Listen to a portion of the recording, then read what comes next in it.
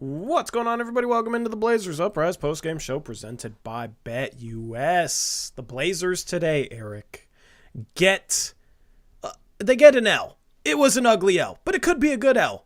We're finally transitioning into tank mode, I guess, because this team looked like a tanking team tonight going up against a shorthanded Charlotte Hornets team, and they lose 93-80. An ugly first half of basketball sees the Blazers score 34 points. An ugly night from behind the three-point line sees the Blazers shoot 3 for 32 behind the arc, with 2 of those threes coming in garbage time. Anthony Simons shot a tour date. It was a bad shooting night from him.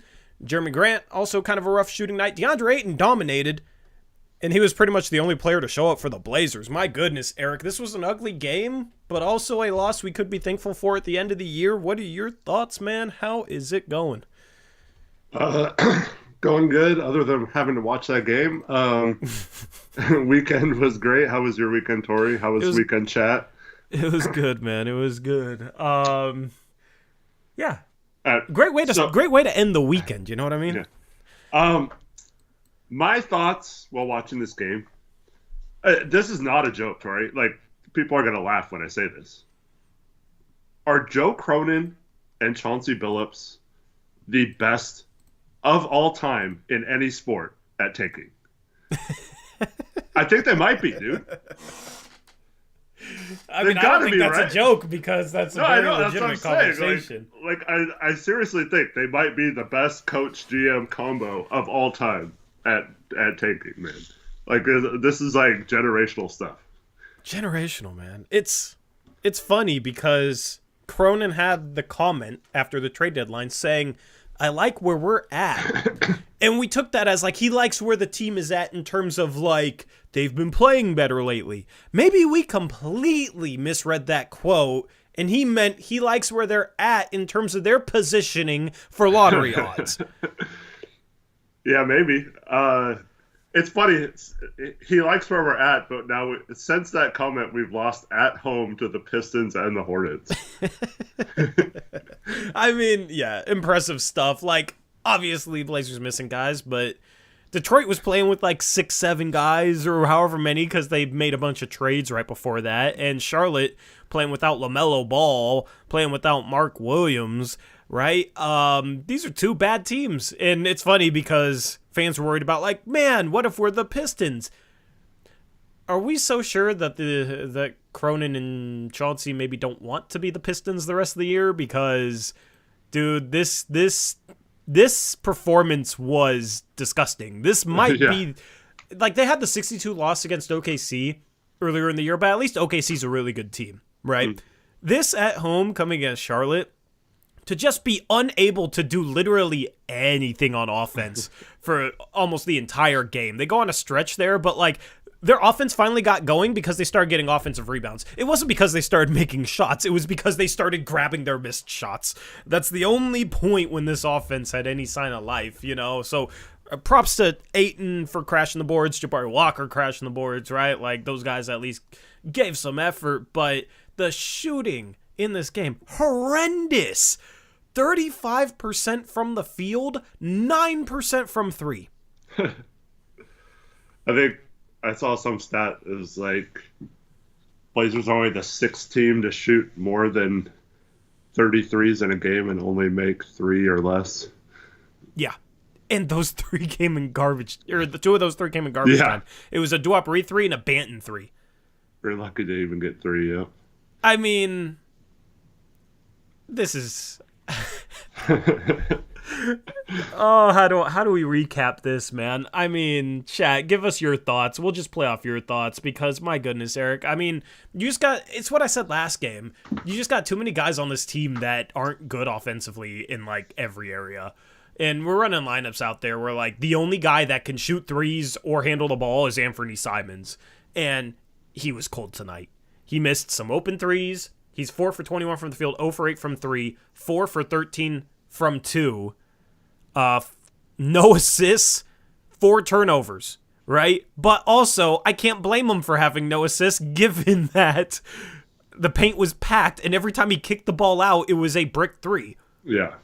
You know, it takes your teammate making a shot, and man, like, I see a lot of Anthony criticism, which I get. You know, he shoots 4 for 21. I mean, he was horrible. That's not good, but the rest of the team was also horrible.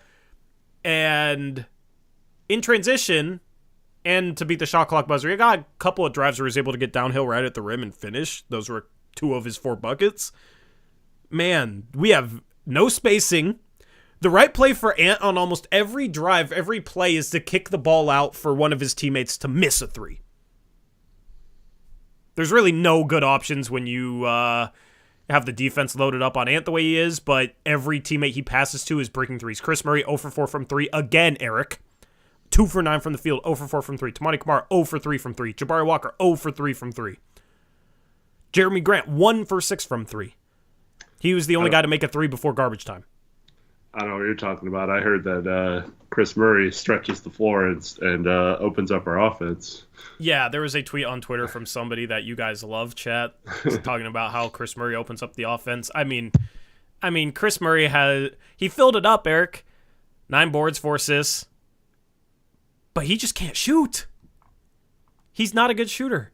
He shot 33% in college, and it was on a tough shot diet, but I was legitimately worried about his shot coming into the league more than other people.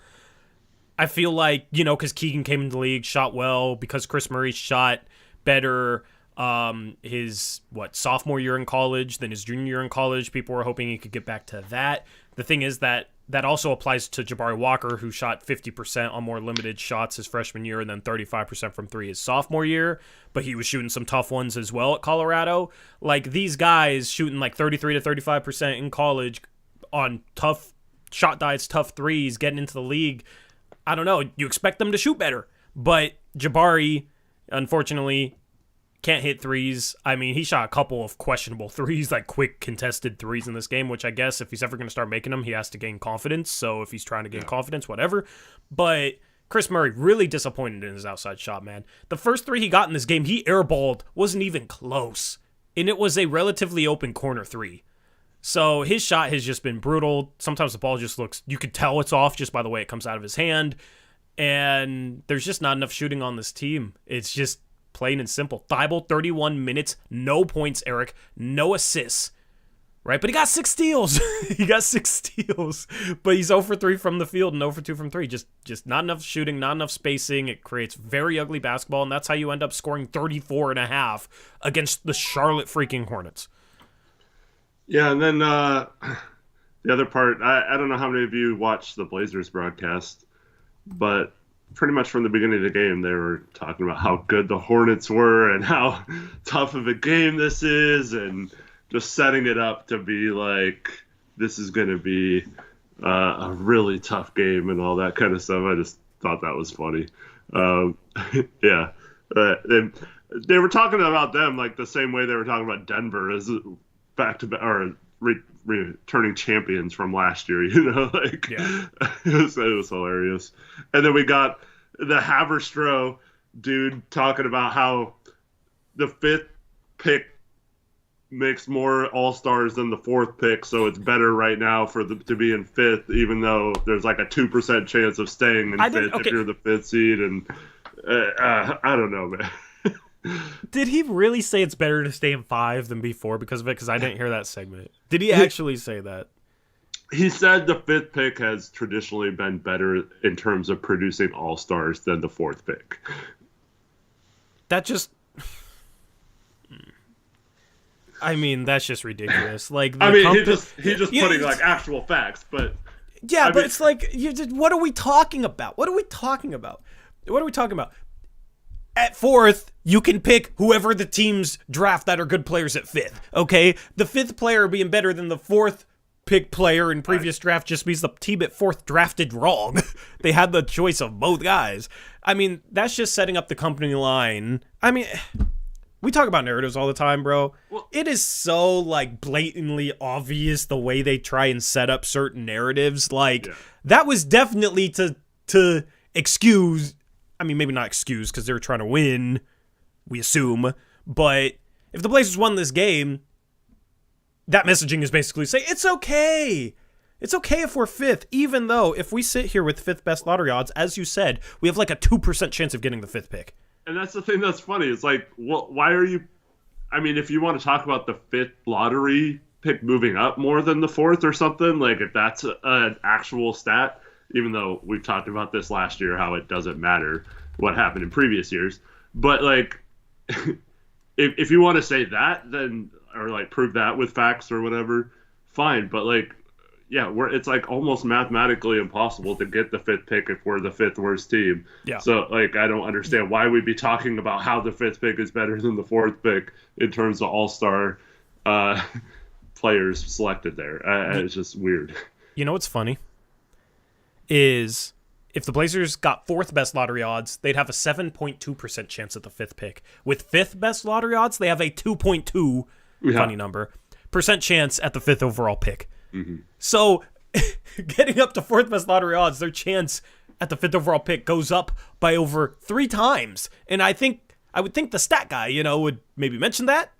Like there's a whole draft lottery and they select 4 teams.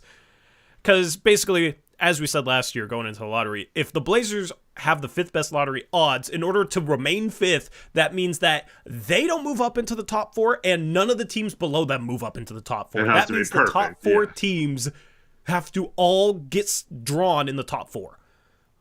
That's why it's only a 2.2% chance.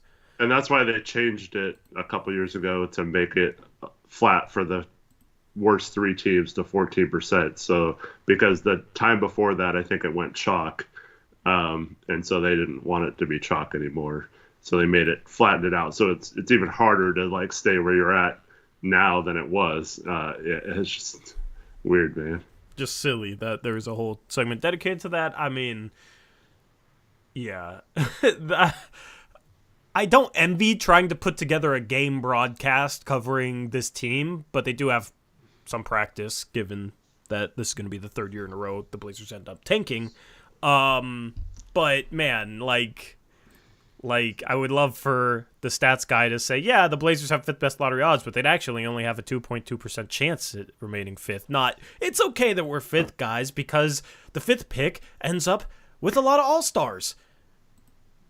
Side note, I was hearing a discussion about LeVar Ball. Do you know how many points he averaged in college? Oh, no. Oh, no. Do you, Tori? No, I have an idea. I found this kind of funny.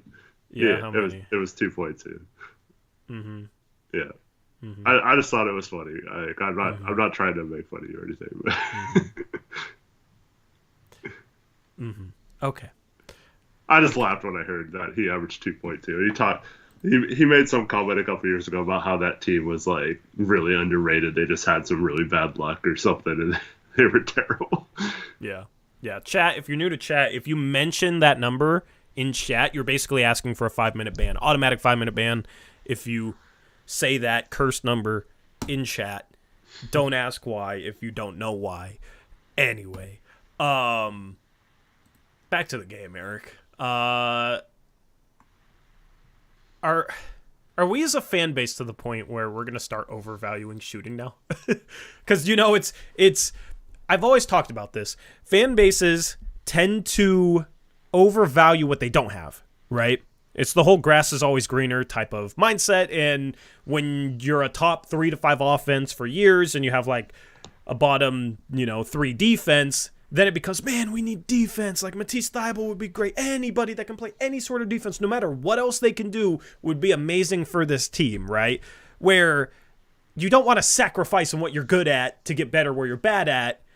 That's how you become mediocre all around, right? So as far as this team situation, right, we've had shooting, we've had offense for years. And I feel like it got to the point where we started to take it a little bit for granted, right? And we needed defense. I'm wondering if this season's going to change that a little bit because, man, it'd be nice to have one guy that could make threes consistently other than Simons and Grant. Yeah, I don't know, because like they've said now for a couple of years they're dedicated or kind of overrating defense and going for that. And outside of Thybulle, like maybe Kamara, but as a rookie, you're not really planning on him having like a huge impact. So like, what what good defenders have they really gotten? You know, like it's not like they've gotten. We have a lack of shooting because we have an amazing defense. You know. So I don't know if it's necessarily that or not. Like even if that was a point of emphasis going in and their overrate shooting, I don't know if they'd even be able to acquire the shooters to do it. So I guess I'm not worried about it. Yeah, exactly. I mean, 3 for 32. I just can't get past that. Like Thybulle gets 6 steals. But how many times did he have to foul because he was out of position and let a guy drive or back cut him and or gave up a bucket because of that? They even talk about in the broadcast where like Matisse Thybulle was raising his hand because he falls asleep ball watching in order to get those steals, man. I mean, his defense is okay because he does make plays. When he doesn't make plays, he's at risk of getting back cut. Happens a lot. Or he's out of position, so there's a lane for his guy to attack if they get the ball swung to him. Thybulle, he just needs to do more offensively, man, and he's very limited off the dribble, like at least hit threes. We've talked about it. His three-point shot is falling off a cliff. He goes 0 for 2 from 3 today. He was, let me check his stat line. He was shooting 34.4% going into this game, so that's only going to lower. Out of his recent games, Eric, his last 4 games, Thybulle is 1 for 17 from 3. Oh, no, that's from the field. 1 for 17 from the field. It's even worse. 1 for 17 from the field. He is 1 for 9 from 3. 0 for 8 from 2. Like, that's disgustingly bad. Disgustingly bad. Even in the games before that, okay, 1 for 5 from 3, 0 for 2 from 3, 1 for 5 from 3, 1 for 4 from 3. It's not good. It's not good. 3 for 25 in the month of February from 3. That's 12%. Not good at all. And that one, and Taylor says that one make was a lunky. I can't talk, man. I can't talk just like we can't shoot. That one make was a lunk. Why do I keep wanting to say lunky? I'm tripping. Lunky. It's lucky. Lucky. Maybe if I get lucky, I'll say the word lucky properly. It was a lucky bank shot. The 1 3 he's made out of his last 9 attempts, the last 4 games, was a bank shot. He missed it so bad it was good. Kind of like the Ayuk overthrow that went off the face mask of the defender right to Ayuk. You know what I mean? But brutal. So, chat, how has your opinion changed on Thybulle? If it's changed, let me know if you were for or against matching the contract offer he got from the Dallas Mavericks this past offseason, which was $11 million over 3 years. Me and Eric took a lot of heat because we were against it. We were against. Like we're the only two. Yeah. Everyone's, you need defense. It's obviously re-sign him. It's only $11 million. Doesn't matter with the new cap. I mean, my goodness. At the start of a rebuild, you don't pay a guy like that $11 million. He's just not good enough to justify it. I would rather have the flexibility.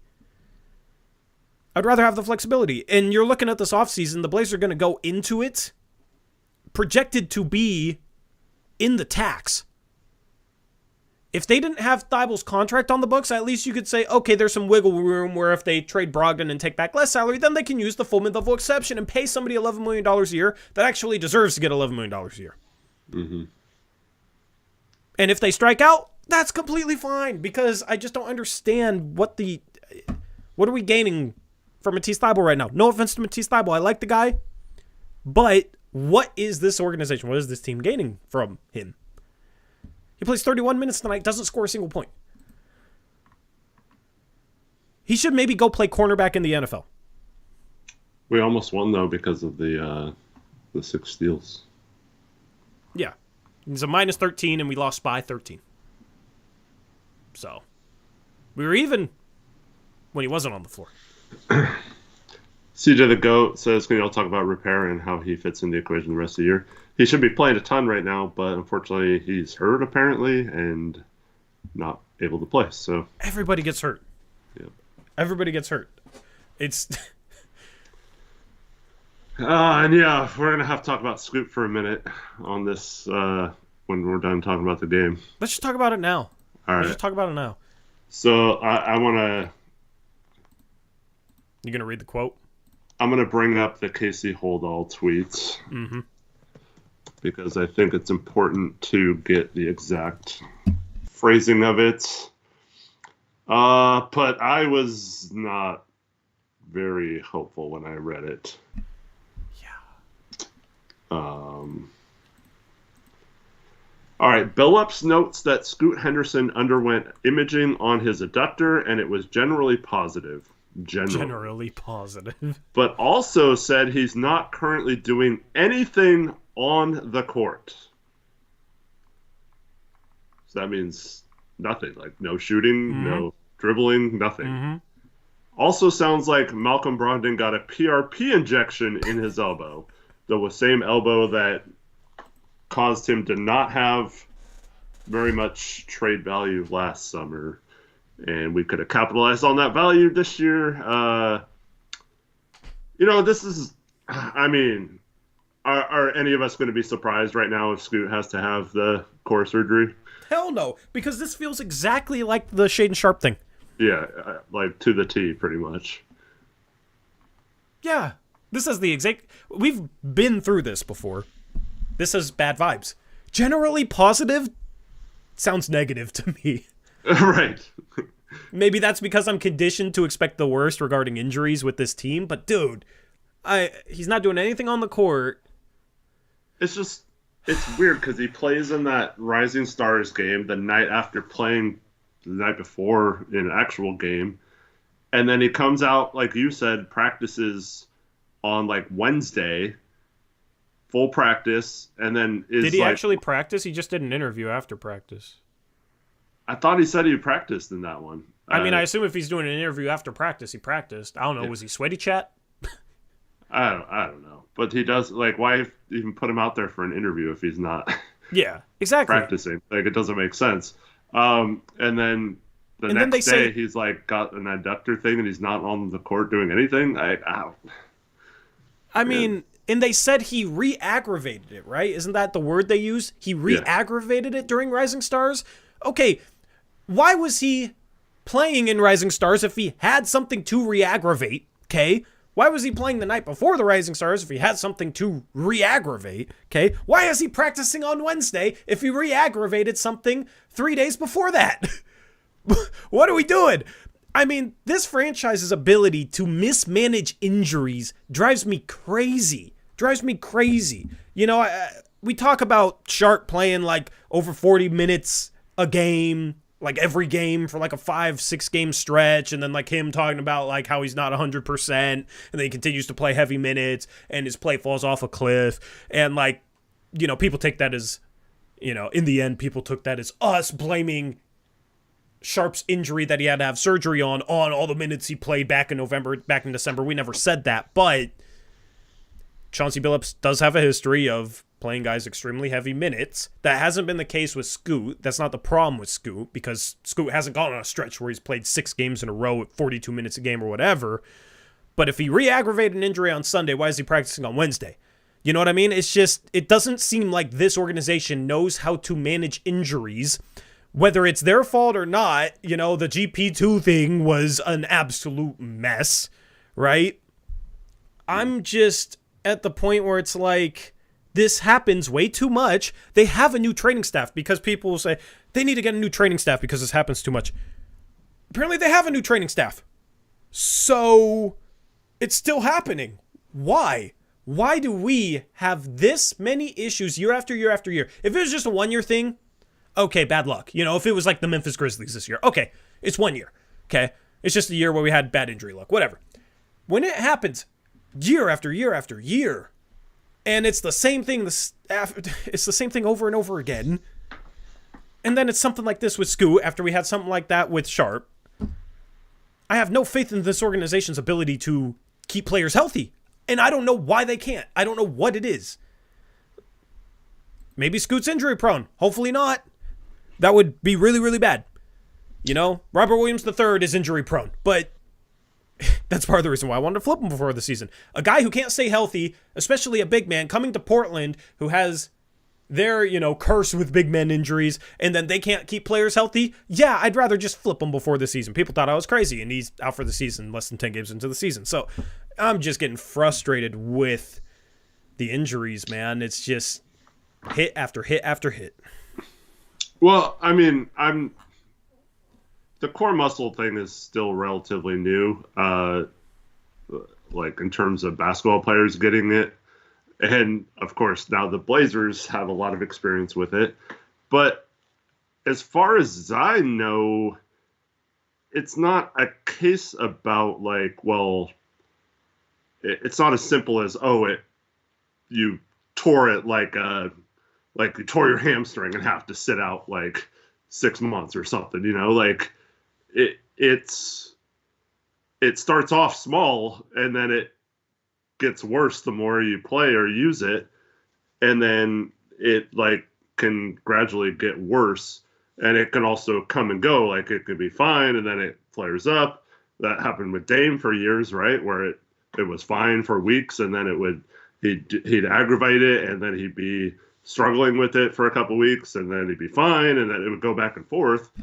You can play through it and all that kind of stuff, but I don't know. It's just I don't think it's good that we're seeing another person with this same strain, because in all the other cases, whether it was GP2, Jay Crowder, Dame, Nas, Shaden, all of them ended up needing the surgery when they just had a strain at some point. So that doesn't leave me very hopeful. Yep. It's hard to be hopeful with anything right now. Right. I mean, sure. here's my question. Could there be? This might sound absurd, but I'm just trying to guess as to why the Blazers keep dealing with this. Right? GP2, it happened before, whatever, but like happened with Nas, Dame, Yeah. Sharpe. They were just part of the recovery process with GP2. Yeah. But like the other three, it's not like this is something that is like super widespread across the league. It's widespread in Portland. And I'm just thinking about like what could Portland potentially be doing wrong to cause this? I don't know. But could they be doing some workout that leads to problems with the adductor or core? Like, could it be something with the workout? Because Eric Olson said in chat, Tori, there's literally a video of a trainer having Roy do this exercise that was like the worst thing you could do for his knees. Why is it such a problem with us? I don't know, man. I can only sit here and guess, right?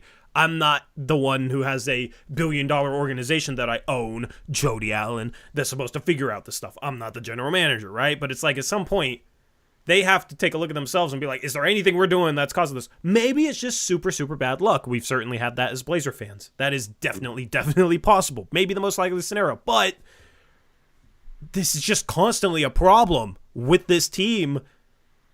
Why? I mean, it could be as simple as they do testing for it and no other teams really are looking for that injury, since it's not been a super common thing throughout the history of the NBA. Maybe they're more advanced than other teams. I don't know. Yeah, but it's like, okay, so what are we going to do? We're just going to like always have players out the next 5 years with injuries that other teams they play through? I don't know. Like, if we were winning, then maybe Scoot plays through it, right? You know what I mean? Like, so it could just be, since we're tanking, we're not going to risk it, and that would actually be the smart thing.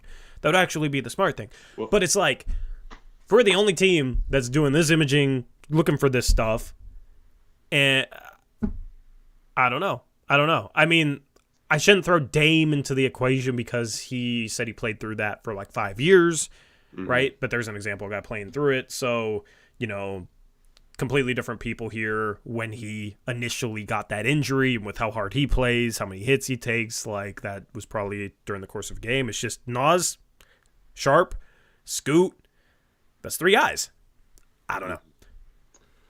Well, Reelin says, is there maybe a conspiracy to play up these injuries so the front office and coaching staff have the excuse for why we're bad? I mean, with Nas and Sharpe, they had surgery, so I don't think they'd play it up in terms of like getting guys surgery that they didn't actually need, right? Maybe it is with Scoot, but Scoot just finally started playing well. You shouldn't want to interrupt that. Or are they being so protective with him that he's starting to play well, so they're going to leave him with that, like, freshness in his mind? He's not that fragile mentally where they need to do that. I know he's not, like, but we don't think we had to protect him at all this year, and they seem to have been doing that. Cronin said they did that. I mean, I said before the season people are probably going to be too impatient with Scoot. Yeah. I said people are going to need to be patient with Scoot. Like, hopefully he hits the ground running, but there's a legitimate chance that he has some real rookie struggles. And he did, right? And he was struggling so bad, like, his confidence took a hit. But he's starting to play well. If anything, I think the mindset would be let him build off of it. Because why would they say, Scoot's starting for the rest of the season, and then be like, okay, well, actually, to protect him, we're going to have him sit out with a bogus injury to keep his confidence up. Why would they do a double take like that? Doesn't make any sense to me. Like, I don't think it's anything like that. I think it's, I don't know. I assume he legitimately has an injury that he re-aggravated. It's just weird, the timeline of it all. Especially if he practiced on Wednesday. So, for sure. Oh, hey, I did get an answer back to the thing we were talking about the other day. We talk about a lot, I don't remember. Well, we were talking about the whole, if we traded for McHale, would we be more likely to trade Scoot or Shaden if it wasn't the draft picks or whatever? Yeah. So, well, let me just put this first, qualify it. I was told they're not, like we talked about, there's no way they're trading either one. Yeah. So that's the first thing. So this becomes basically more of a question of who are they higher on. Yes. And then I also was told that they're still ridiculously high on Anthony Simons. So a lot of people won't like that. Yeah, a lot of people aren't going to like that. And I don't know if the public turns on Anthony, if that's going to be a case where they start to wonder if they should move him or what. But that is just what this person told me.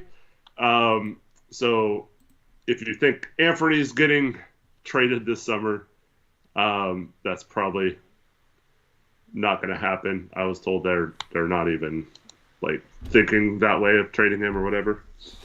But yeah, I mean, we've heard similar things. Ridiculously addicted to winning as well. And I think we all missed Cronin. If you go back and slow that video down, maybe he sneaks in lottery after that. Ridiculously addicted to winning the lottery. Maybe. that would explain a lot of stuff. And yeah. But yeah. But in terms of Scoot versus Sharpe, so they don't want to be the team that trades Scoot right now and then he becomes good. So yeah, they're still running things based off fear. Like, we know that was their fear in trading the third pick last year. So whether they still feel the same they did about Scoot when they drafted him or not, they will not trade him simply because they do not want to be the team that looks like morons for trading him. But with that being said, They also said that they are still very high on Sharpe, and that they're a little dissatisfied with Scoot so far. Not to the point where they're like worried about him or anything, but they're still they still believe in Sharpe more than Scoot at this point. Yeah, I don't know how much I buy that. I don't know. Yeah, because I've heard that they love Scoot and love his work ethic. So they still love both long term. Like I said, I'm not. They preface all this by saying, let's go. They're not going to trade either, so it doesn't matter. But yeah, they're super high on Sharpe, but like they wouldn't even start him to start the season. Yeah. After he played great at the end of last season. I mean, here's the thing. Their opinions, we know, can be swayed off very small sample sizes. We saw it with a 4-game winning streak after they traded for Josh Hart. We saw it with them being like 5-8 after that terrible road trip to start the year. They liked where they were at because they went 5-8 and responded well to the road trip where they lost 6 out of 7 games by at least 20 points. So, I mean, Scoot has like true. 6 dominant games at the end of the year when they're tanking, and you know what I mean? I don't understand how as an organization, like, unless your expectations were way too high, which I think this organization's expectations for Scoot starting off were too high. I think they were hoping that he would come in and like be a legitimate starting point guard right away and like be a guy that would impact winning right away, and this team would make a play in and they could say, see, we're on the right track now. This is, you heard season ticket reps saying to your your mom when she was trying to cancel her season tickets that Cronin's going to make them forget about Dame, right? So I think their expectations were a little too high. If they're a little disappointed in Scoot, it's probably more so that their expectations were a little too high than anything to go regarding Scoot, because Scoot has improved as much as you could hope he could improve over the last like month or two. His work ethic's great. Like, he's been shooting with contacts. He's shooting 35% from 3, which last year, Eric, in the G League, he shot like 27% from 3. So he's come in. His 3-point percentage on the season is not pretty because of like the first 5 games, but apparently he couldn't see. He gets contacts. He's a 35% shooter. That's a good thing. That he is a 35% 3-point shooter as a rookie, essentially, is how I view it. Because he shot 27% from 3 last year. That's a big jump. Like, you can find positives with Scoot, even if your expectations were high. Because my expectations were high, but I was expecting him to shoot like 32% from 3. 32%. Okay, that's where he is on the season. But I take that with the caveat, considering he wasn't wearing contacts the first 5 games, and that has apparently helped him. It seemed to have made a major difference in his shot. And he's gaining more confidence. And we've seen when he has confidence shooting the ball, his shot looks fine. Like, there's a couple form things that he could maybe tweak, like that I talked about when he was struggling. But as long as the shot goes in, his shot goes in. It's going in enough lately. The thing is just finishing at the rim. But he's getting to the line. He'll learn how to finish at the rim. Like, he's 19, just turned 20. So I don't understand the organization, like, being down on him at all. I think that would be absolutely silly.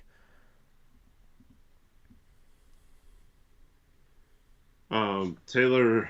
Oh, and before I get to this, I just want to say... once again, it's like nitpicking. It's not. Just want to say the Blazers aren't. They're still high on both of them. They just are really high on Sharpe too. Like, it's not.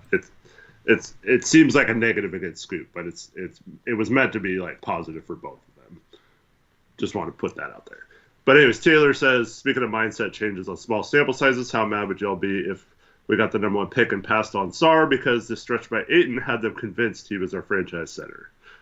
Dog, I love talking with chat, but man, like, it's hard to be positive in streams like this, right? We're known as guys that are negative, but like, then we get stuff, hypotheticals, that I could actually see with this organization, or something like that, dude. That would piss me off to such an extent because you don't say no to the best player in the draft because of you're paying DeAndre Ayton a max. He's been good lately, but my goodness. Also, Sarr can play the 4. Sarr can play either big spot. And the one thing they've always been is small, right? They've always had 2 guards. Well, have 2 7-footers for once that can actually play next to each other. If Joe Cronin does to Dame that he could draft Scoot because you draft the best player available and you figure it out later, and then a year later passes on the best player in this draft because of DeAndre freaking Ayton. Like, no offense to DeAndre, but if Joe does that, he's a freaking moron, and he just has no clue, once again, what he's doing. And that's just further proof that he has no idea and just says crap to say it. Because he sat up there and told us all that he had to take the best player on the board, the best player by far. And if he tries to spin it that some other player was the best player, fine. But if he passes on him because we have a starting center already, or says some crap like that, I'm going to absolutely lose my mind. Yeah, because the league is going towards 2 7-footers slowly, but it's going towards having 2 7-footers that are skilled, guys that can defend on the perimeter, hit threes, play like guards, right? It's the whole Chet Holmgren, Victor Wembanyama. You can even throw Evan Mobley, even though he's not quite as offensively gifted as those two. That whole revolution, okay? And Spurs are still rebuilding, but look at the Thunder this year. Right now, they are second in the West. Look at the Cavs this year. They start 2 undersized guards, okay? But they are second in the East. And that's with them dealing with a bunch of injuries. And they're actually let me see what they're ranked in terms of their defense, but with 2 undersized guards in the backcourt, because they have Evan Mobley, because they have Jared Allen, Cleveland has the second best adjusted defensive rating in the league, Eric. Well, they also start like a 6'3" Max Strus at small forward. Yeah. Don't they? I mean, he started a lot of this I think year. they started Okoro to start the season, maybe some Strus. Yeah, like Strus is like a third guard, okay? So if you love Scoot and Simons and Sharpe, your best bet for being able to play those 3 guys together is to have a power forward like Alex Sarr next to a center like DeAndre Ayton, or another defensive center like, a Jared Allen type of guy. Mm-hmm. So that's the guy to take, because that makes it easier for all the guards to coexist.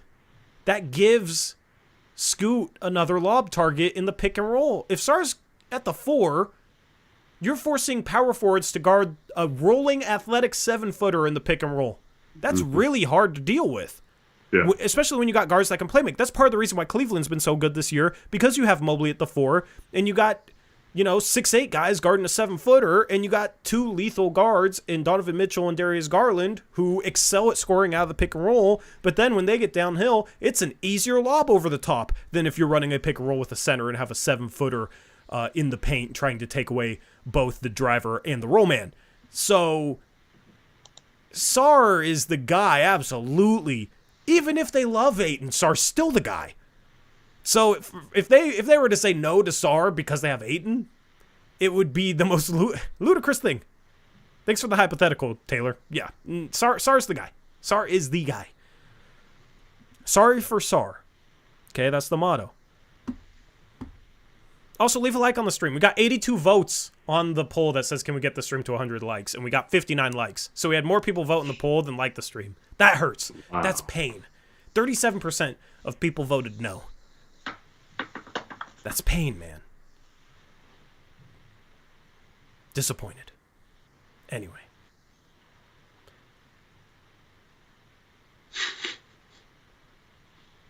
I I was just really moved by need. After saying I was not going to be moved by need last summer. Man. Yeah. Taylor said I voted no and liked the stream. Well, a lot of people voted no and didn't like the stream. We don't ask for likes much, but I guess I got to start doing it more. Anyway, Sarr makes everything easier with the guard. Sarr can play the 4. Sarr could also play the 5. Like, if Ayton gets hurt, you can move Sarr to the 5. If Robert Williams gets hurt, you could stagger Sarr with Ayton. Okay? If Duop-Reith's in the game, Sarr's actually a really good fit next to Duop-Reith, I think, because he helps cover for some of his defensive flaws. Can also guard out on the perimeter if you want to keep Reith guarding centers. Offensively, those guys are kind of intriguing together. So, Sarr makes so much sense from a need standpoint. He's a game changer defensively. Like, he makes so much sense from a need standpoint. Yep. It's need and best player. Yeah, exactly. So, anyway. By the way, my mom and then someone else said this in chat earlier in Chauncey's post-game press conference. He said this was a burn the tape game and not watch film. I mean, the problem is he'll say that in games where they play really bad, but that's when they should watch film the most. In a game where you just literally cannot make a single 3, then it makes a little bit more sense for it to be a burn the tape game. I mean, what are you going to learn off of you missing a million open 3s? If you could make more 3s because you watched yourself miss a bunch of 3s, that'd be one thing, but that doesn't really work like that. Do you have a problem with him saying that, though? I mean, doesn't matter at this point. We know it's not going to amount to anything if they watch film, so I don't think it matters. Yeah, it would be nice to see him see how many times Thybulle screwed up to get those 6 steals. Yeah. Man, they should have traded Thybulle at the deadline. I think they maybe could have gotten back the seconds they gave up to get him.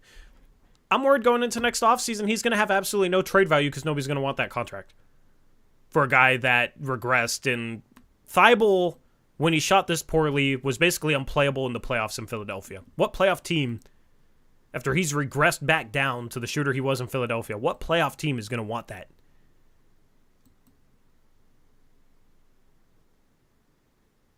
You know? So I don't know if he's going to be tradable this offseason. They're going to have to duck the tax, though. How do they do that? I don't know. I mean, you're hearing it right now. Warriors pick's going to end up like 16th, and we're going to attach it to Thybulle to dump him.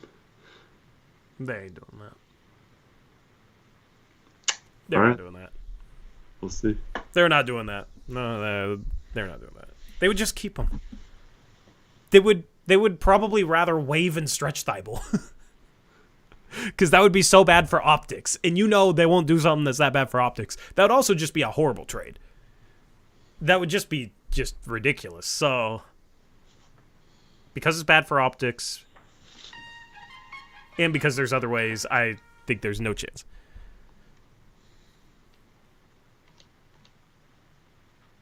Because even their supporters, I think, would criticize them for that, Eric.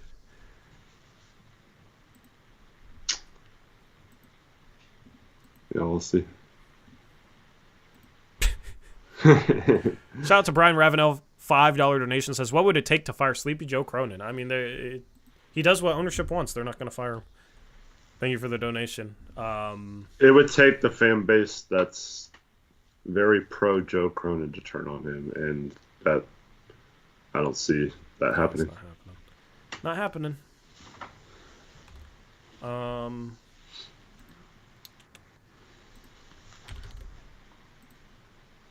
So Ayton in this game, 11 for 16.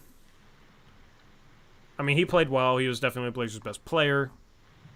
Continues to play well. 19 rebounds. Charlotte only had 4 offensive rebounds, so Ayton really controlled the defensive glass. Still won't shoot a 3. In a game where we're like 1 for 27 from 3 before garbage time, I would love to see Ayton shoot some 3s. Because if we're just going to miss literally every single 3, I'd rather see like, oh, Ayton's shooting some 3s, but he can't make any. Mm-hmm. You know what I mean? I don't know. Like, start shooting some freaking 3s, Ayton. I don't get it. It's not like we can make 3s anyway. Shoot, he might be the 4th best shooter on the floor behind Reith, Grant, and Simons.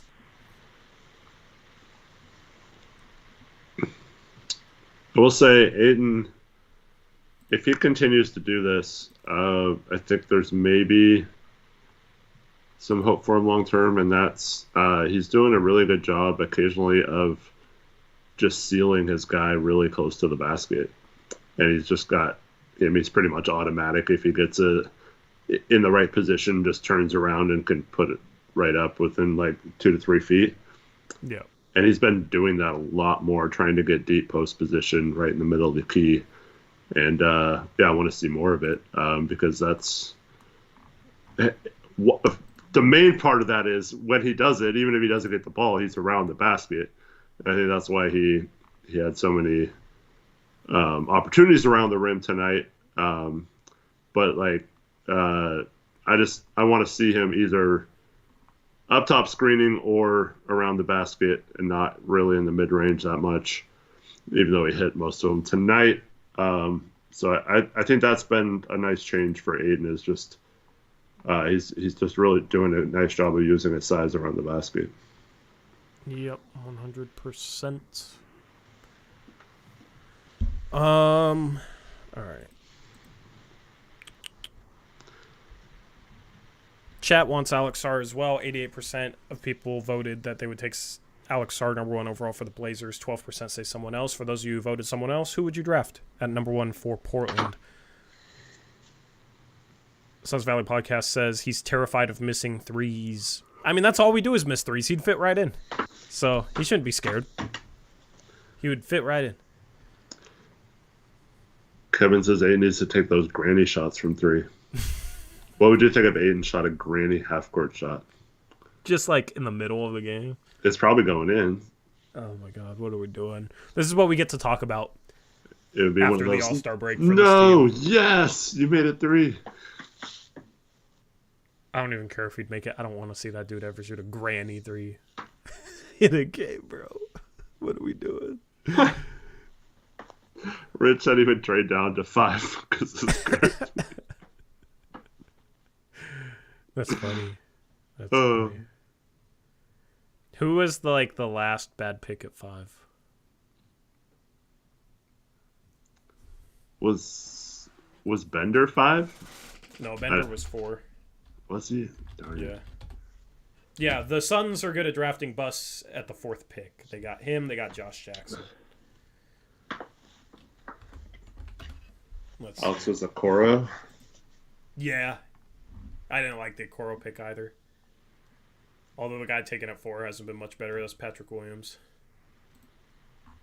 Trey Young. Jalen Suggs was taken 5th. Like, he's a good role player. He's been awesome this year. Yeah, really good role player.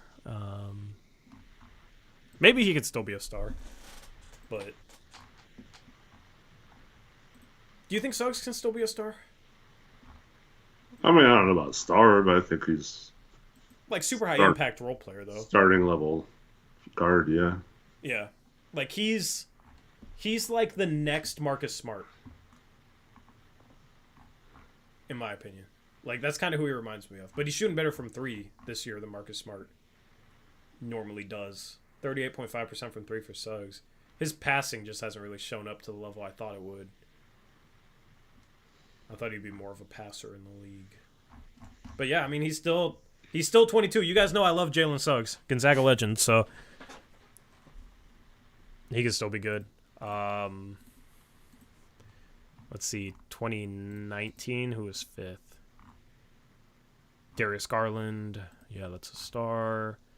Before that, Trae Young, yeah, that's a star. Before that, De'Aaron Fox, yeah, that's a star. So we got to draft a point guard at 5. Rob Dillingham. Before that, 2016 NBA draft, Chris Dunn. Okay, maybe we don't have to draft a point guard, although now he's like a small forward or something. So, is what I've seen him listed as. 2015, Mario Hezonja. Your boy. Before that, Dante Exum. He's Before that, now. Alex Lent. Man, so it's really just those three guys. What are we talking about? Before that, Thomas Robinson, who got taken a pick before Damian Lillard. Yeah, so if you just go back a little further, Jonas Valanciunas. It's not good. It's not good. Like, so I didn't hear the segment, but it doesn't seem that impressive. Anyway, this postgame stream is sponsored by BetUS. You can now receive 3 125% bonuses. Bonuses. They're giving you 3 125 bonuses with that link in the description box below and promo code JOIN125. Shout out to BetUS. They're trying to hook you up. We got picks against the spread tomorrow. We're going to be picking 4 games tomorrow. I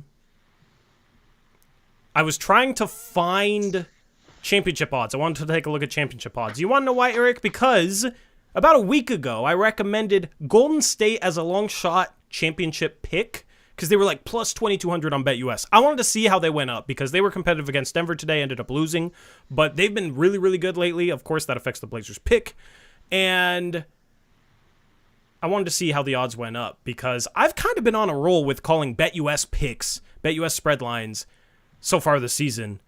I told you guys to put money down on the Kansas City Chiefs in the Super Bowl because I'm cursed. That was true. If you guys put money down on Damian Lillard during All-Star Weekend, you made a lot of money on BetUS. And you can make a lot of money with those 3 125% bonuses by using our sign-up link and promo code JOIN125. Shout out to BetUS for sponsoring the postgame. Anything before about 2019, maybe 20... Isn't the level of how teams scout and evaluate globally now, how far ahead time-wise and how far they'll go to scout, etc. Yeah, I mean, scouting, I think, has gotten better, Eric. There doesn't seem to be as many busts at the top of the draft anymore. Well, I think it's just like there's so many people now that have draft content and stuff. So, like, even if you're a casual, you can find videos on like any player and do your own scouting and stuff like that. But like when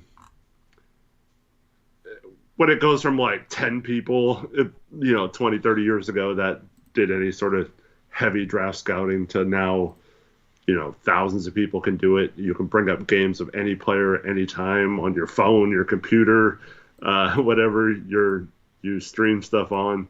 So you can watch these guys no matter where you're at. You could be in the middle of South America and you can do just as good a scouting as someone here in the U.S. So it's just a case where there's just so much information available that didn't used to be available to normal people. And when, for example, like, last year, of course, Wemby and stuff. But, like when there's thousands of draft people and they're all saying this person's a top 5 player in this draft or whatever, usually that's pretty accurate. You know what I mean? Yeah. Agreed. Joe, we scour YouTube constantly for prospects. Hey, man. I use YouTube for my scouting, and at the top of the draft, I've had some misses, but in the second round, I think I have a pretty good track record. So, I also do watch games, though. And March Madness starts soon, man. It's less than a month. Which means, let's just segue this into Tankathon. Especially because we got good news to talk about. I'm going to be in Vegas for the NCAA championship game. You go into the NCAA championship? It's not in Vegas. I'm just going to be Vegas during it. Got you. Nice. Might have to post that. Watch that. The Blazers currently are half a game. This isn't updated. There we go. Half a game out of fourth best lottery odds. Their odds jump from 42 to 48%, and they get a 2 percentage boost in terms of their chances to get a number one overall pick. And their odds are just a step below the best teams, or the worst teams, however you want to phrase it. Portland has a 4.5 game cushion on Memphis right now. That's a pretty big cushion. 5.5 on Toronto, especially with how they look tonight and their injuries, man. I mean, I think they have a legitimate chance of being fourth best. And San Antonio, like, they've lost 9 out of their last 10. They suck, but they have Wemby. I wouldn't be surprised for them to maybe finally go on a little bit of a run at some point with him. I don't know how their schedule lines up the rest of the season. But, man, Portland's only 4 wins away from them. San Antonio would have to win 4 games the rest of the year to tie with Portland. The Blazers, do they play San Antonio again? I think they've already played them all 3 times. Yeah, I'm not sure. Regardless, kind of just looking at 5-4, I think it's going to be really hard for Portland to end up 6th or 3rd. Before 48% chance top 4. It would basically be us moving up 1 spot each year, Eric. Because in the Sharpe draft, we were 6th, fell to 7th. In last year's draft, we had 5th best odds instead of 6th, moved up to 3rd. And then this year, if we could get 4th best odds, hopefully that means we move up to 1st. Golden State lost to Denver. That was good because LA lost and Golden State would have passed them. Chicago won, Utah won, Atlanta won their last games. So getting a little ground on Golden State. Golden State's 2.5 away from Chicago, but still only 4 games back from 22nd. So that Golden State pick is the pick I'm watching even more than Portland's because there's a lot of potential movement with this Golden State pick. But it was good for them to lose today. Simulate the lottery scroll from the bottom. Portland gets Golden State's pick at 13. Can I scroll? 12 is Chicago. 11, OKC via Utah. 10 is Atlanta. We don't play San Antonio again, by the way. Thanks. 9 is OKC via Houston. 8 is Houston via Brooklyn. So Houston basically gets their own pick, just 1 spot higher. It's kind of funny. At 7, Toronto to San Antonio. At 6, you have Charlotte, which means Portland moves into the top 4. And 5th. Memphis also. 5th is Washington. 5th is Washington. You said Memphis? What about Memphis? Memphis, Portland, San Antonio, and Detroit are the top 4. Nice. So Charlotte with 4th best odds moves down 2 spots. Maybe we want to stay 5th, Eric. Maybe this loss was actually bad. I don't know. At 4. This one tankathon. Because of this one singular tankathon. Yeah. At 4 is Memphis. So Portland's top 3. At 3 is your Portland Trailblazers. Top pick comes down to San Antonio or third Detroit. picks. Yep. At 2 is San Antonio, and at 1 is Detroit. How do you think this draft goes, Eric? Sarr? Detroit is like rarely number 1 in our Tankathon sims. So we haven't really talked about Sarr to Detroit. Yeah, I mean, even though they have Duran, I still think they need big man depth, so I think they take Sarr. Yeah. I could see them taking Ricochet, though. I don't know why. That just seems like a Detroit thing to do. And they need some shooting around Cade, around Jaden Ivey. But I think Sarr with Duran would be phenomenal for them. Tyler James wants the soundboard since we got the 3rd pick. Or is What's that not working? Oh. Don't you have the crowd? There you go. Yeah, I forgot to play the good old no. There you go. I unmuted so I could hear it. What's up? I unmuted my YouTube stream so I could hear it. Might as well just play it. It can echo. So Portland, let's say Topic goes 2, Sarr goes 1. Who are you taking at 3 at this point?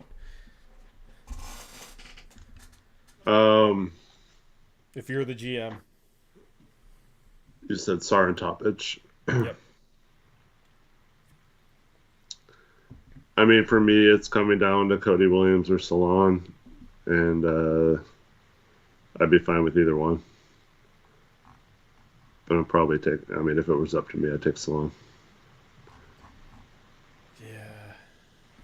I'd be uneasy about that, man.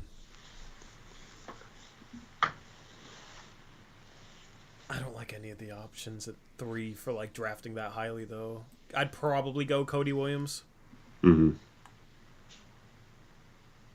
Cody Williams been shooting the cover off the ball.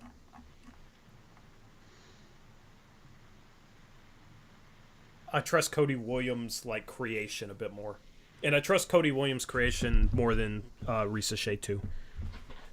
I feel like Risa Shea and Salon are actually a bit comparable in terms of just being guys with size. I think Salon's a little bigger, but can shoot the 3 ball, and creation is work in progress. Risa Shea, I think Salon has more legitimate potential as a creator than Risa Shea. I feel like maybe I'm being a little bit too hard on Risa Shea, but when people start throwing him as a number 1 overall prospect, I can't get on board with it because I do not have that level of faith in his ability to create. Yeah, I don't either. I do think that Cody has struggled a little bit at times with creation as well. Yeah, I feel like he has a good feel for it, though. I feel like Risa Shea doesn't have a good feel for how to create. And I think Cody is a little bit more skilled and a little bit more fluid. For sure. There's like certain things I try and look for, certain nuances when trying to project creation. I mean, I didn't even mention Ricochet with the 2 guys that I thought I'd be picking between. So Yeah. I definitely think he's third out of those 3. Risa Shea and Topic are 2 guys that I hope, no matter where Portland's picking, assuming they're not picking 1 or 2, those are 2 guys I hope go before Portland's pick. Because I don't think Topic makes any sense for us at this point. And Risa Shea, I'm not as high on as other people. Mm-hmm. So those 2 guys I'm hoping go before Portland's pick. If Portland's picking 6 or 7 or whatever. Or 5. And then with this Golden State pick, Eric. Would you trade 3 and 13 for November 1? Of course, dude. Absolutely. That's not happening. Absolutely. I mean, if a team was stuck between like 3 prospects at number 1, like if Detroit wanted Risa Shea and knew San Antonio was going Topic, yeah, maybe. I could see something like that happening, and I would absolutely do it. Just to guarantee getting Sarr. Like, I'm willing to give up that Golden State pick to make sure we get Sarr. Because it's Golden State pick, man. Like, I still have a feeling that they're going to make the playoffs, and this is going to be like 17-18. Yeah. And the 3 guys there that I feel like Dalton Knecht goes higher. Okay, so I'm not including him. But the 3 guys like in the 17-18 range that I'm looking at right now for Portland, Tyler Smith, because we desperately need shooting. Okay, Tyler Smith, Johnny Furphy, and Yee Missy. Yeah, I'd rather trade up and get Sarr and only have 1 pick. Yeah, definitely. But if Golden State's picking this range, those are the 3 guys I want the most. Or Chomchi. Of course. Or Deron Holmes, Eric. Yeah. Deron Holmes. I forgot to include him. Jalen Tyson. I would maybe draft Jalen Tyson that high. Holmes is going to be our Leonard Miller from last year, where we're both like, pick him, and then he's not going to go till early second round. We're going to be like, what? Why are these teams so dumb? Yeah, and look at where Tankathon has him projected to be drafted. Yep. Minnesota. Did the Nuggets get Chomchi? Yeah, I trust that Chomchi is the next Giannis if Denver got his hands on him. I like this, though, at 34, Eric. For us. Keyshawn George. Yeah, he'll probably go into the first round, but... Yeah, that's another guy I would throw into this mix, like, late teens. Mm-hmm. I think it's... Because I really don't see why there would be that big of a gap between Furphy and George. George averaging 3.5 assists per game. He kind of reminds me a little bit of Jet Howard, like tall, 6'8", skinny shooter. Mm-hmm. Kind of shoots like him a little bit, actually, if I remember Jet Howard's shot correctly. 40% from three. He's skinny. I don't know if he's going to be able to put a ton of pressure on the rim. Those were some of the same concerns with Jet Howard. But Jet Howard went 11th. And Keyshawn George would be like a small forward that he'd have to bulk up a little bit more to play small forward. He has the height, I think. He's like looks a legitimate 6'7", 6'8". But he'd be a small forward that can shoot threes. Same thing with Furphy. So Furphy, Keyshawn George, Jalen Tyson, Deron Holmes, Chomchi, Tyler Smith, Missy are like the 7 names, late teens, if the Warriors pick falls there, that I would be taking a look at. Yeah. I like Missy. I don't think he has a high ceiling, but I think he has one of the highest floors you could find at that point of the draft. Like, I don't see him not being a really good role-playing center. Yeah. And Scoot, to have a lob target like him, like, I think he will be like one of the best lob targets in the league on a pick and roll. Yeah, definitely a good rim runner. Would fit in an up-tempo offense. He's not skilled, but he finishes well, finishes strong. And if the Blazers need to duck the tax this offseason and, like, they're getting rid of Robert Williams to do so, I think Missy is somebody that could come in and be a backup center right away and kind of be there are some differences, but kind of be that similar defensive-minded, athletic backup center that just rolls hard, finishes around the rim. The thing is Williams is an underrated passer, and Missy averages 0.4 assists per game in 23 minutes. He doesn't pass the ball. He started playing late into his teenage years, like hasn't been playing organized basketball all that long, so there's some skill development stuff there that lags behind, but he has a clear-cut role, and that's rim running, shot blocking, center. Yeah. Yeah, unfortunately, just sucks that he could, because Robert Williams could play some 4, but Missy wouldn't be able to. Yeah, I think Robert Williams can play some 4 next to, like, Wraith, but it takes, like, having us shooting 5, man. So, you know, like, and like late teens, maybe it's Filipowski that they take, right? Like, I could see that. If he can shoot, then maybe you can play Williams with him. But did you see how he got hurt, Eric? I did. It's unfortunate. Very unfortunate. I'm actually surprised it doesn't happen more often. Mm-hmm. Yeah, shame, because Wake Forest beat Duke, and they stormed the court, and one of the people storming the court ran into Filipowski, and at first they said it was a sprained ankle. Now it's like a knee or something. I don't know how serious it is. So hopefully not too serious, because you'd hate to see that.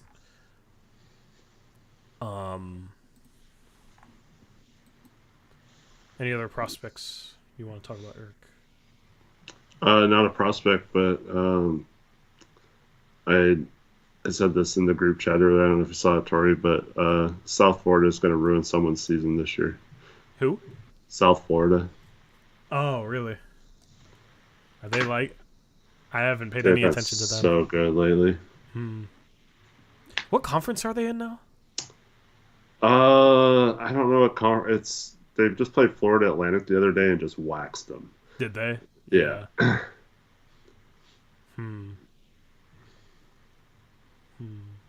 Because I know, like, UCF went to Big 12. I thought USF went somewhere. I mix them up all the time. They got, like, Florida Atlantic, who made the Final Four last year.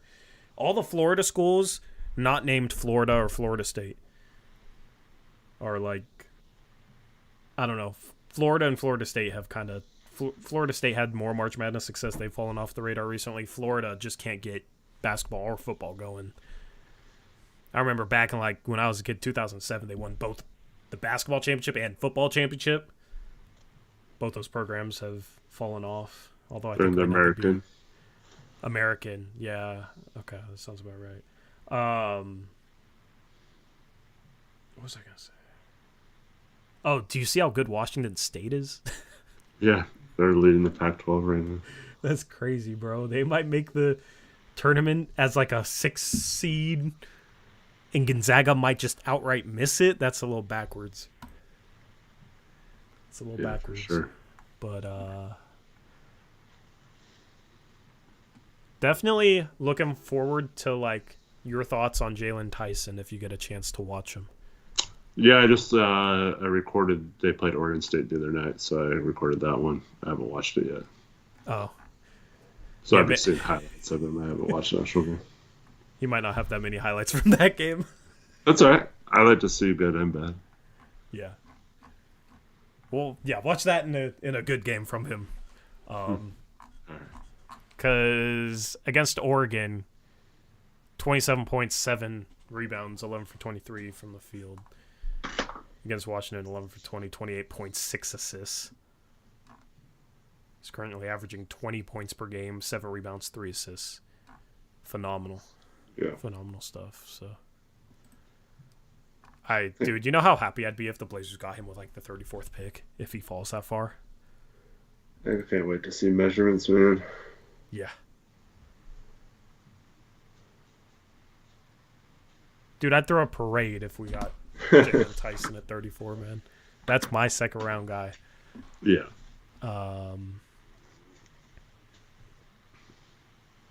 Baylor Shireman has been on draft boards for like 10 years. Is he actually 6'7"? Don't do it, Tori. What? Get bought into the Baylor Shireman hype? Are you not a Baylor Shireman fan? I mean, he's like a slightly above mid-college player. He's going to be not good in the first. If he's legitimate 6'7", he can hit threes, pass. You know, that's what I look for. It's not quick enough to... Rebounds well. Yeah, that's why I'd need to be like a legitimate 6'7". I always thought he was like 6'4", 6'5". Because I remember he played point guard at South Dakota State? And then he transferred.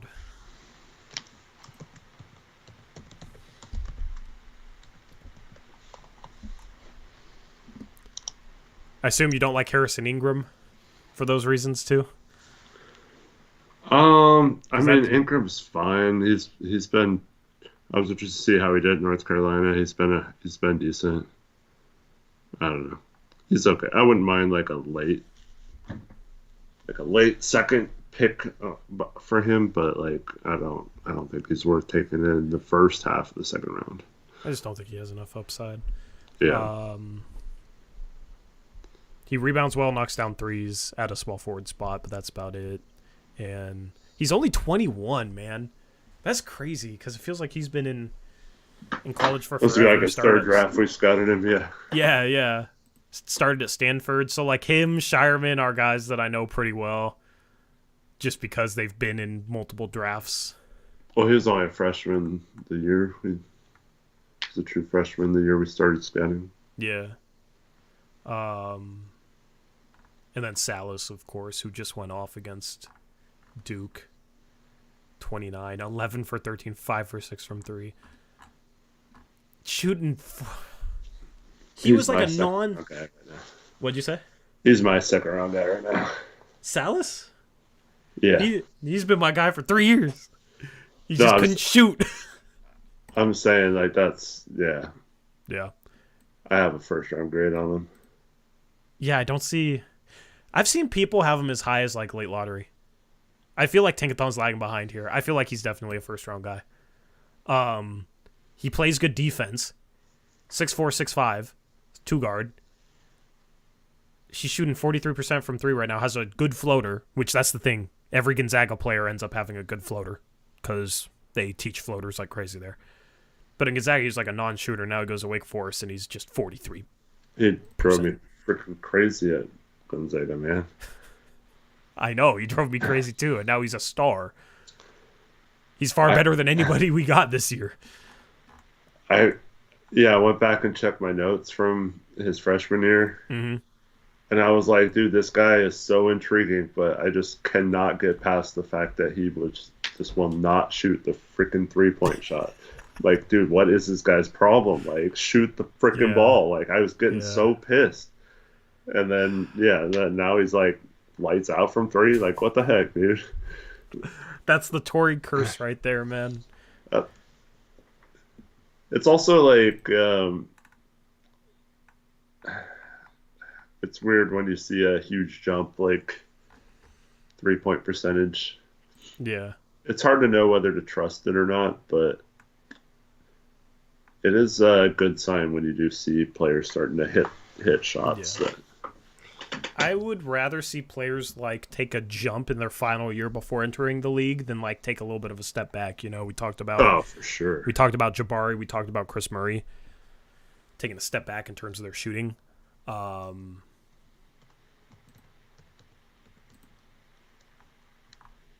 yeah.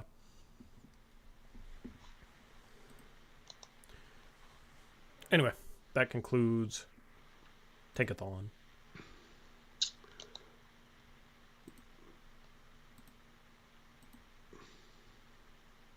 Do we have any questions from chat before we wrap up the stream? Gabe says, Tori. What's up, Gabe? Yeah, I don't know. Like, I keep seeing Brazil in chat. Like, people's like, you gotta watch them or whatever. I do watch a lot of Alabama. For some reason, they're always on. Alabama? Is that Arkansas? Arkansas, I mean. Sorry. And, I don't know, man. I just like he's intriguing because of his size and length, but I don't think he does enough on the court to warrant considering picking him outside of a late flyer. How do you guys feel about Klingon? Klingon is like fine late teens to 20s. If I'm going for like a low upside, high floor defensive big, I'd rather have Missy at this point.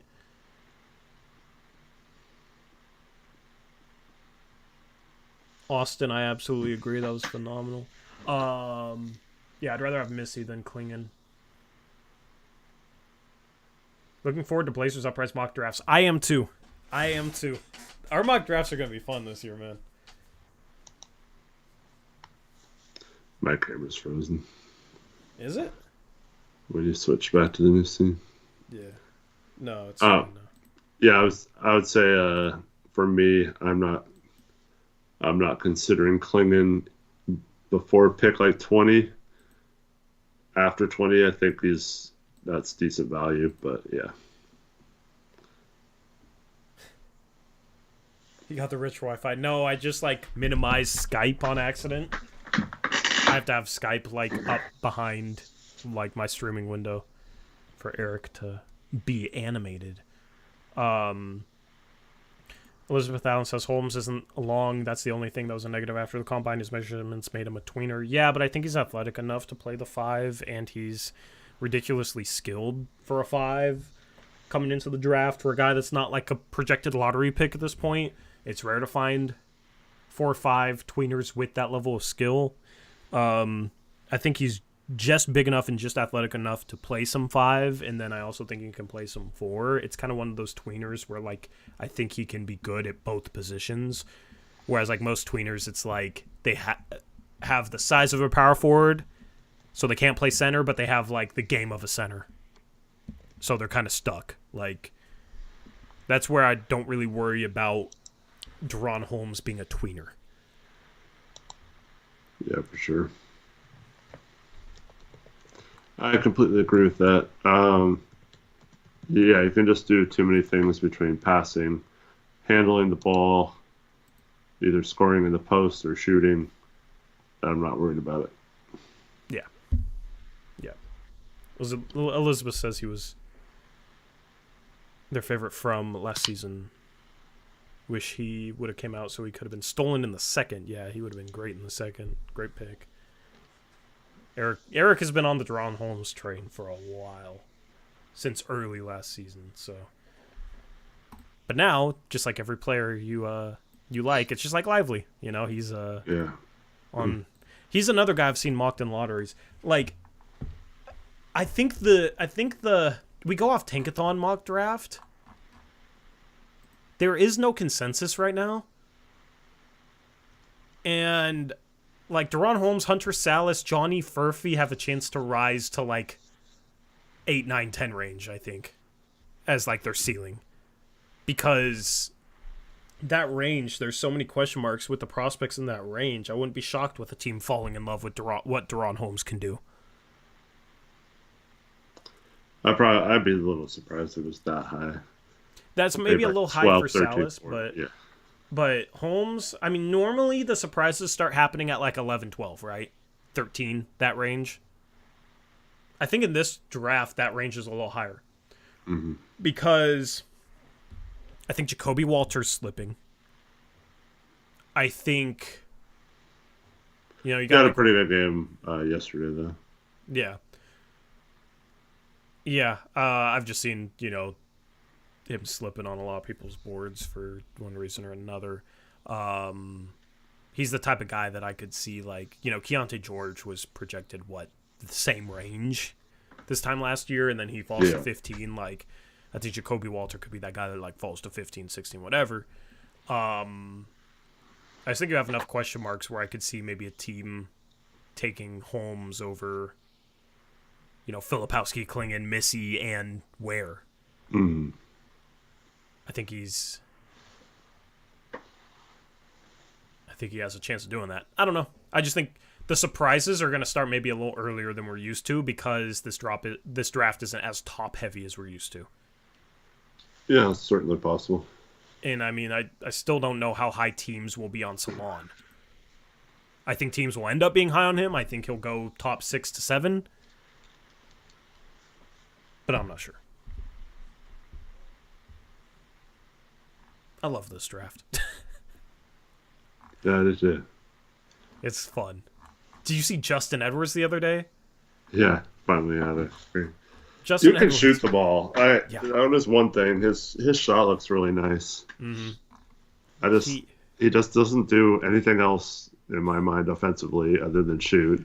Yeah. And he defensively, it just seems a little slow laterally for how he should be quick laterally, but he's not as quick as you'd expect him to be. And I think he's a 3-and-D without the D right now. You know what I'm wondering, though, Eric? We've talked about the Kentucky guard bump, and that's always applied to guards. But normally it's applied to guards in terms of they can do more than they're allowed to show at Kentucky off the dribble, right? And on a team where you have Reed Shepherd, you have Antonio Reeves is legit, you have Rob Dillingham, DJ Wagner. Like, you got so many guys to handle the ball and do all this stuff. Like, is there a chance that Justin Edwards can do more off the dribble, but that's just not his role, given all the ball handling that they have and shot creation? Well, to your point, Bam was like that too. Didn't show any of that stuff at Kentucky, and then all of a sudden is a good passer and all this kind of stuff. I don't know. I mean, I see him when he has the ball, he either shoots it or looks like he's not a very competent driver or creator or anything like that. But yeah, it's like you said, it's hard to know if that's not their role. Yeah, like I'm tempted to base more of his draft stock off of like his AAU tape than his college season at Kentucky. And I didn't like his high school tape when he was being projected as a potential number 1 overall pick. He didn't look like number 1 overall pick, but now he's being projected second round. Oh man, yeah, I'd take a flyer at 34 or whatever. Absolutely. Yeah. I mean, in the last 2 games, he's 7 for 8 from 3. He has a good mid-range, too. Like, if he gets run off the line, he can hit a mid-range pull-up. Like, if he can create at all, he's only going to be 20 years old on draft night, 6'7", small forward. Like, that's the type of steal that could really pan out, and I definitely want to dive into his high school tape to make my evaluation of him because I feel like there's maybe a chance that he's just being held back by his role at Kentucky. I think what you were talking about overrating shooting earlier in the stream, and I think that's what's going to happen is players like Furphy will get overrated. It's kind of weird how they pick and choose. Yeah. But like he's going to go too high. Meanwhile, you're going to have at the end of the first, early second, players like Justin Edwards and not for the Blazers, but I put McCain in this same category, just players that could shoot the lights out. But it's much better value to find those shooters at the end of the first, early second than to reach on them too high when that's one of their only skills earlier in their career is just being able to shoot and not really play defense or anything. Exactly. It's like, just to talk about Jalen Tyson again, he's shooting 36% from three, but does a bunch of other things. Yeah. Like, I'd rather have that than somebody who in college is like a 39% shooter and is more catch and shoot because Tyson will shoot threes off the dribble, right? But doesn't do anything else. Yeah. Like Furphy's a freshman. He's only 19 years of age, so that's part of the appeal. Jalen Tyson's 21. He's in his junior season in college, but like I'd rather just take a chance on like the guys that can do that extra stuff and shoot well enough. For sure. Like Kawhi wasn't a shooter in college. He gets drafted 15th, right? But like he had a great work ethic. He wasn't much of a shot creator in college, but he ended up being a great shooter. So if it's guys that have good work ethic, that can do other things, that have NBA bodies, that are good enough shooters that you can have hope that, given their good work ethic, they can become really good NBA three-point shooters, that's what I would rather look at. Yeah. So. Yep, agreed there. Like Chomchi, just based off the like 4 or 5 minutes of tape I've watched, I don't know, seems like he can kind of shoot the ball. Might not be a good NBA three-point shooter right away, but is a guy that you can develop into being a good three-point shooter, and then he has size and like some raw skill. I'd rather tap into that late first, early second than just taking a safe pick of a shooter that can maybe be a bench player in like a Pat Connaughton role. Because you can find those guys in the second round. You can find those guys undrafted. You can find those guys in free agency. You can get those guys thrown in via trade. Just like the Suns got Grayson Allen this past year, right? So those guys are a dime a dozen. I'd rather have the guys that are more unique. That's why I like Jalen Tyson, because he can create. He's shifty for his size. He can pass. Like, that's why Chomchi, I feel like you're high on him. Not to put words in your mouth, but... Well, when you can find like a 6'10", 6'11" guy who's, when you're like in an African academy and you're showing those kind of passing flashes as a big man, like I can't imagine once you got to like an actual, not that isn't becoming a good program over in Africa, but like, I mean, the guy just doesn't have a lot of experience or anything. So like once he learns the game better, and if he's already doing like elite level passing at times without knowing the game very well, or without having, smart teammates or, a full team that knows what they're doing, like all practicing and all that kind of stuff. Like, to me, that is the kind of guys you look on. I'm not saying he's going to be this, but that's like why Jokic and Giannis and those kind of guys pop, is they showed the like these rare abilities, but maybe just were really raw and it was hard to know if they'd completely be able to do that. But anytime you take a chance on that, I'd rather, even if it's like 20% chance he's 75% of Giannis or whatever, like I'm taking that all day, like, because that's the kind of risk we need to take right now, I think. Yeah, 100%. Like, if you're going to draft the next Giannis, at the time you draft him, he's going to look raw in, like, maybe multiple years away, and that's why he's going to fall, right? So that's the art of getting a later first or a second round steal. The thing is, Eric, is I feel like scouting is getting better where those guys are getting drafted higher and higher. Yeah. Well, yeah, because Chomsky's he's going to come over here and do workouts if he goes to the combine or whatever. Like, he's going to shoot up draft boards. He'll be a lottery pick, I think. So I think a lot of this is going to be a moot point by the time we're talking about the draft. But because like a guy like that's just going to wow people in workouts, and they're going to be super intrigued. And there's GMs like Danny Ainge or Masai Ujiri or someone who's going to take him in like the 7 to 12 range, and I don't know. I really think he's going to shoot up that high end drafts once he gets into workouts. Yeah, 100%. Yeah, looking forward to talking more about the draft in the upcoming months. We love talking about the draft. This is your number one stop for Blazer coverage mixed with draft coverage because we nerd out on this stuff. Yep. And CBA coverage. We do it all. We talk about it all. Lots of guards in this draft though. Devin Carter's rising. I could see him being a guy that's drafted in the teens, given his play of late. This draft is quality outside of like the top 10. Not to say that there's not quality players in the top 10, you know, they're the top 10 for a reason. Just compared to an average draft, the top 10 is weaker, but outside of that, there's a lot of talent in this draft. I think people just base their interpretation and perceptions of the draft off the top 10. Yeah. Because who cares about the 25th pick, right? But if you can get, you know, the next Pascal Siakam at 27, the next Rudy Gobert at 27, the next Giannis, who got drafted at 15.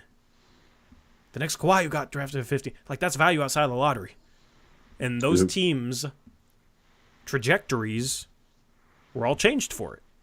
Jokic at 41. Like, hitting on a pick that late is, in that way, is franchise-changing.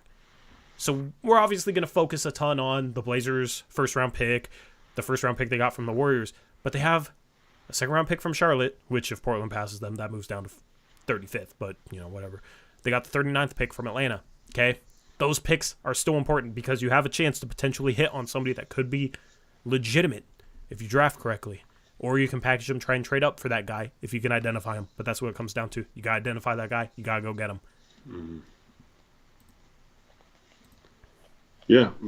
Hopefully Mike Schmitz can do that. Yep, 100%. Anyway, I think that's going to wrap up this edition of the Blazers Uprise post-game show. Shout out to Hyper Prime, member for 27 months, that posted the Dame Inferno emoji. We need to get new emojis in chat for the channel members. If you want to become a channel member, click the join button below. I'll get you new emojis for all you channel members out there. We appreciate you. And also, we appreciate BetUS for sponsoring this post-game show. So tomorrow, as I said, we got picks against the spread on our second channel. Our second channel is called Blazers Uprise Podcast. There's a link to the description.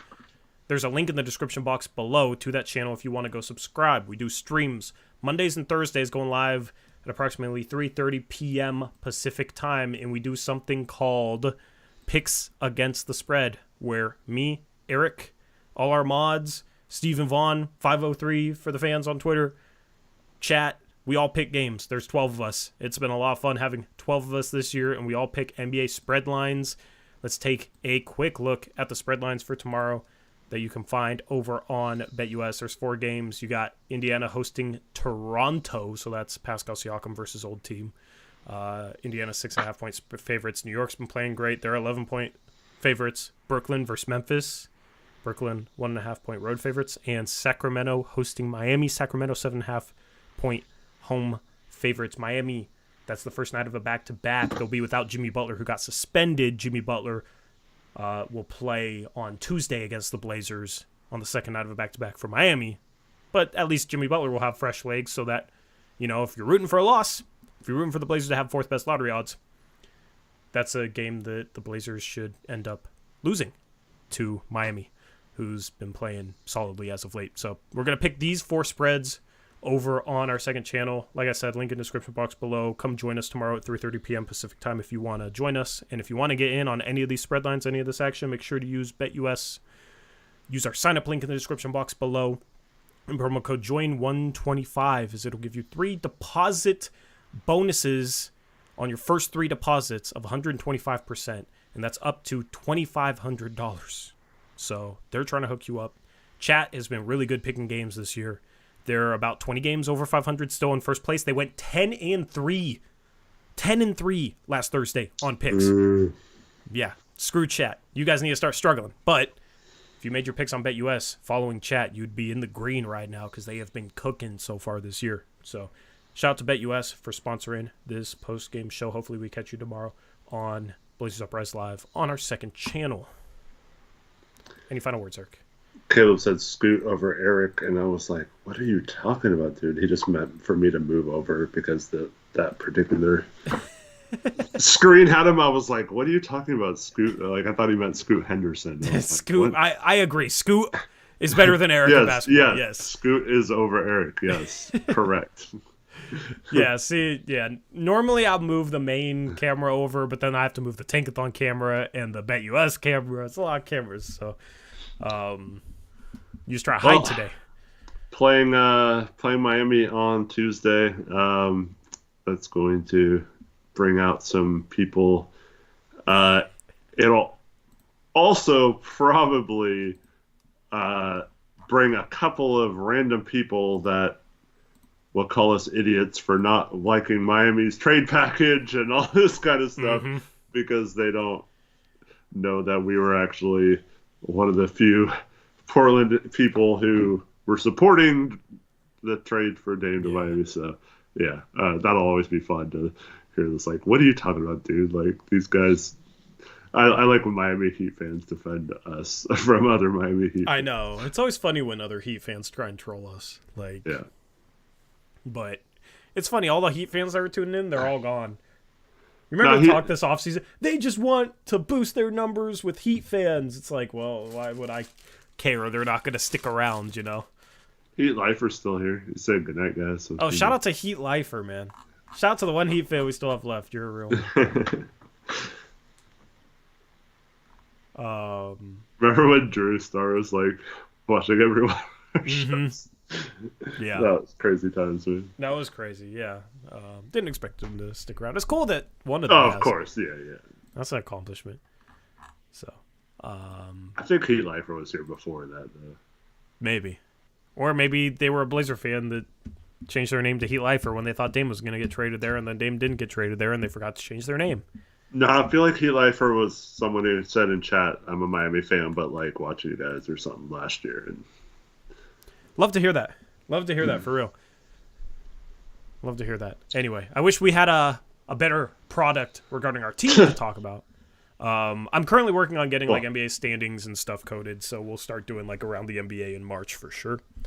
I can guarantee you that, Tori, not us, but actual Blazers, there's no Miami fans watching actual Blazer games outside of Tuesday. Yeah, for real, man. Dude, like, it's getting to the point where I have to really work to stay invested in games and not like get distracted by something on my computer and then be like, oh yeah, there's a game on. Yeah, I tried to keep myself interested. Like, how? Let's try to predict when they'll hit their next three. It was a long time. Yeah, you were just stuck waiting. Yeah. Man, that's brutal. Yeah, the radio at halftime said, 1 for 17 from 3 at the half. It has to get better in the second half, right? I think it will. Well, I guess technically it was because they were, 2 for 15 in the second half, which is better than 1 for 17, but it was in garbage time. It was like 0 for 12 before then. Well, it's hard. When you're playing one of the best teams in the league, like the Charlotte Hornets, you just have to throw your hands up when you can't hit a three because their defense is just so overpowering. Yeah, too bad we couldn't win so that we could have made sure we were locked in to our 5th place in lottery odds so that we could draft with the 5th overall pick. Mm-hmm. Anyway. I don't know how we score only 80 with Chris Murray stretching the floor, man. And being a playmaker, whatever. I don't even remember what that tweet said, man. Shout out to chat if you guys know everything we just referenced. But anyway, that will wrap up this post-game show. So 27th, they play Miami. After that, back-to-back games on Friday and Saturday against Memphis, which is winnable games, Eric. But then again, you would think that home against Charlotte was winnable. But I have a feeling we're going to win one of those Memphis games, unfortunately. But after that, Minnesota, OKC, Houston, Toronto is pretty bad, so that's winnable. Boston, Atlanta, New York, New Orleans, Chicago. It's kind of a mixed bag in terms of strength of schedule.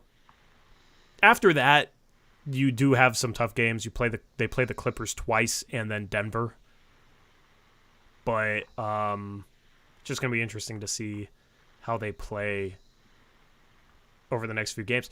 You know what I just realized? Our last win was the Dame game. Yep.